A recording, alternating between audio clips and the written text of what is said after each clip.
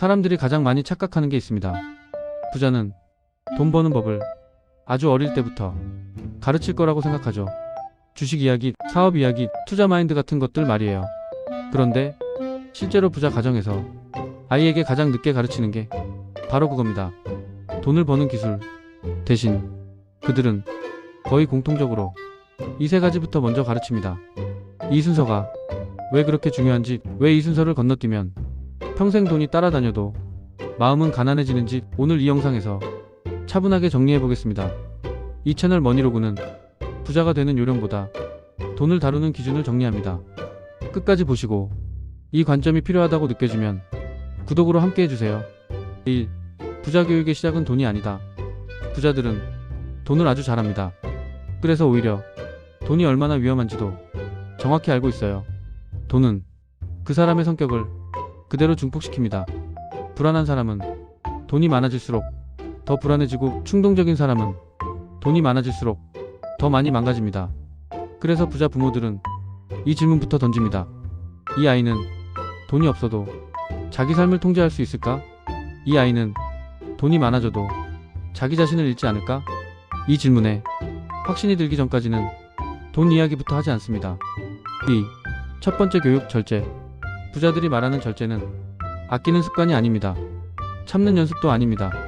절제란 지금 하지 않아도 괜찮다는 감각입니다.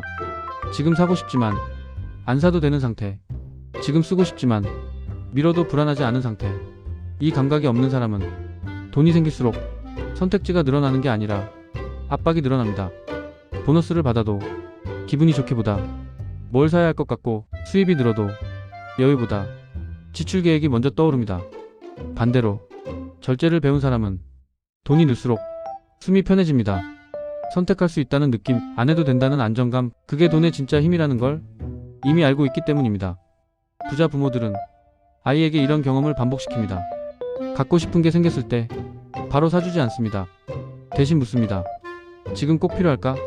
조금 있다가도 괜찮을까? 이 질문에 정답은 없습니다. 중요한 건 스스로 판단해보는 경험입니다.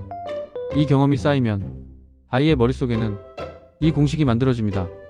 욕구와 행동은 항상 같을 필요는 없다. 이 한 줄이 평생 돈 인생을 바꿉니다. 3. 두 번째 교육, 돈을 나누는 법.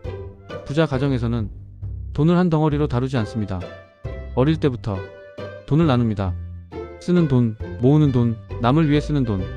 이건 단순한 저축 교육이 아닙니다. 돈에는 각자의 역할이 있다는 걸 몸으로 느끼게 하는 훈련입니다. 쓰는 돈은 욕구를 인정하는 영역입니다. 갖고 싶은 걸 갖고 싶다고 말해도 괜찮다는 경험. 하지만 한 번 쓰면 그 선택의 결과도 스스로 감당해야 합니다. 이 과정에서 소비는 자유가 아니라 선택이라는 걸 배웁니다. 모으는 돈은 시간을 가르치는 영역입니다. 이 돈은 지금의 내가 아니라 미래의 내가 쓰는 돈이라는 개념. 돈이 시간을 건너간다는 감각이 이때 만들어집니다. 이 감각이 없는 사람은 절대 장기 계획을 세우지 못합니다. 남을 위해 쓰는 돈은 돈의 방향을 배우는 영역입니다. 돈은 나에게만 쓰일 수도 있고 다른 사람을 향해 흐를 수도 있다는 것. 이 경험을 한 아이는 돈을 목표로 삼지 않습니다. 돈을 수단으로 이해합니다. 그래서 돈을 벌기 시작했을 때 방향이 다릅니다.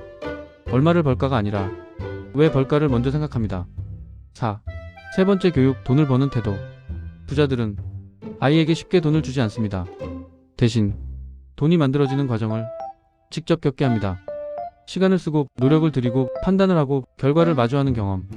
여기서 중요한 건 성공이 아닙니다. 실패입니다. 실패했을 때 다시 생각해보는 과정. 왜 안 됐을까? 어디서 판단이 틀렸을까? 이걸 반복한 아이는 돈을 이렇게 이해합니다. 돈은 운이 아니라 선택의 결과다. 그래서 한 번 실패해도 돈에 대해 좌절하지 않습니다. 판단을 수정하면 다시 기회가 온다는 걸 이미 알고 있기 때문입니다. 5. 왜 이 순서를 건너뛰면 안 될까? 많은 사람들이 이 순서를 거꾸로 배웁니다. 돈 버는 법부터 배우고 나중에 절제를 배우고 그 다음에야 나눔을 생각합니다. 이렇게 되면 돈은 항상 불안을 남깁니다. 벌어도 불안하고 모아도 불안하고 써도 불안합니다.